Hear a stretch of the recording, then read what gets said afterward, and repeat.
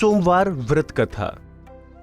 एक समय की बात है, किसी नगर में एक साहूकार रहता था। उसके घर में धन की कोई कमी नहीं थी, लेकिन उसकी कोई संतान नहीं थी।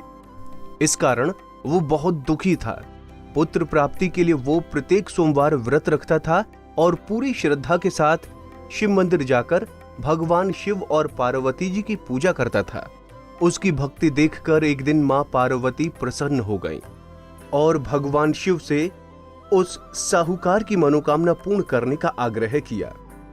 पार्वती जी की इच्छा सुनकर भगवान शिव ने कहा, हे पार्वती, इस संसार में हर प्राणी को उसके कर्मों का फल मिलता है और उसके भाग्य में जो हो उसे भोगना ही पड़ता है। लेकिन पार्वती जी ने साहूकार की भक्ति का मान रखने के लिए उसकी मनोकामना पूर्ण करने की इच्छा जताई। माता पार्वती के आग्रह पर शिवजी ने साहूकार को पुत्र प्राप्ति का वरदान तो दिया, लेकिन साथ ही यह भी कहा कि उसके बालक की उम्र सिर्फ 12 साल होगी। माता पार्वती और भगवान शिव की बातचीत को साहूकार सुन रहा था। उसे ना तो इस बात की खुशी थी और ना ही दुख। वो पहले की भांति शिवजी की पूजा करता रहा। कुछ समय के बाद साहूकार के घर एक पुत्र का जन्म हुआ। जब वो बालक 11 वर्ष का हुआ तो उसे पढ़ने के लिए काशी भेज दिया गया। साहूकार ने पुत्र के मामा को बुलाकर उसे बहुत सारा धन दिया और कहा कि तुम इस बालक को काशी विद्या प्राप्ति के लिए ले जाओ और मार्ग में यज्ञ करना। जहां भी यज्ञ कराओ वहां ब्राह्मणों को भोज कराते और दक्षिणा देते हुए जाना।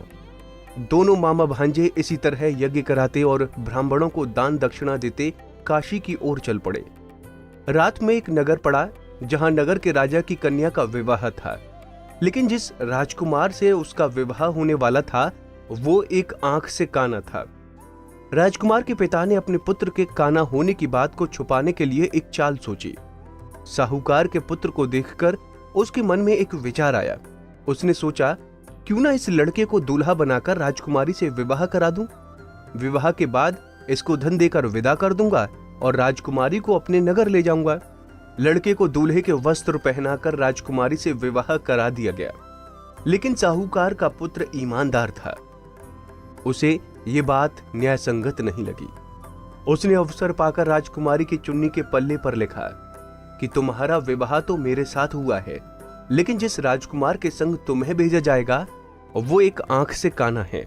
मैं तो काशी पढ़ने जा रहा हूं। राजकुमारी ने चुन्नी पर लिखी बातें पढ़ी तो उसने अपने माता पिता को यह बात बताई। राजा ने अपनी पुत्री को विदा नहीं किया, जिसे बारात वापस चली गई। दूसरी ओर साहूकार का लड़का और उसका मामा काशी पहुंचे और वहां जाकर उन्होंने यज्ञ किया।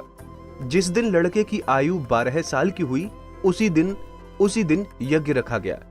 लड़के ने अपने मामा से कहा कि मेरी तबीयत कुछ ठीक नहीं है। मामा ने कहा कि तुम अंदर जाकर सो जाओ। शिवजी के वरदानुसार कुछ ही देर में उस बालक के प्राण निकल गए। मृत भांजे को देखकर उसके मामा ने विलाप शुरू किया। संयोगवश उसी समय शिवजी और माता पार्वती उधर से जा रहे थे। पार्वती ने भगवान शिव से कहा, स्वामी, मुझे इसके रोने के स्वर सहन नहीं हो रहे। आप इस व्यक्ति के कष्ट को अवश्य दूर करें। जब शिवजी मृत बालक के समीप गए तो वो बोले कि ये उसी साहूकार का पुत्र है जिसे मैंने 12 वर्ष की आयु का वरदान दिया। अब इसकी आयु पूरी हो चुकी है। लेकिन मातृभाव से विभोर माता पार्वती ने कहा, हे महादेव, आप इस बालक को और आयु देने की कृपा करें, अन्यथा इसके वियोग में इसके माता पिता भी तड़प तड़प कर मर जाएंगे। माता पार्वती के आग्रह पर भगवान शिव ने उस लड़के को जीवित होने का वरदान दिया। शिवजी की कृपा से वो लड़का जीवित हो गया। शिक्षा समाप्त करके लड़का मामा के साथ अपने नगर की ओर चल दिया। दोनों चलते हुए उसी नगर में पहुंचे जहां उसका विवाह हुआ था। उस नगर में भी उन्होंने यज्ञ का आयोजन किया। उस लड़के के ससुर ने उसे पहचान लिया और महल में ले जाकर उसकी खातिरदारी की और अपनी पुत्री को विदा किया। इधर साहूकार और उसकी पत्नी भूखे प्यासे रहकर बेटी की प्रतीक्षा कर रहे थे। उन्होंने प्रण रखा था कि यदि उन्हें अपने बेटे की मृत्यु का समाचार मिला तो वो भी प्राण त्याग देंगे। परंतु अपने बेटे के जीवित होने का समाचार पाकर वो बेहद प्रसन्न हुए। उसी रात भगवान शिव ने व्यापारी के स्वप्न में आकर कहा, हे श्रेष्ठी, मैंने तेरे सोमवार के व्रत करने और व्रत कथा सुनने से प्रसन्न होकर तेरे पुत्र को लंबी आयु प्रदान की है।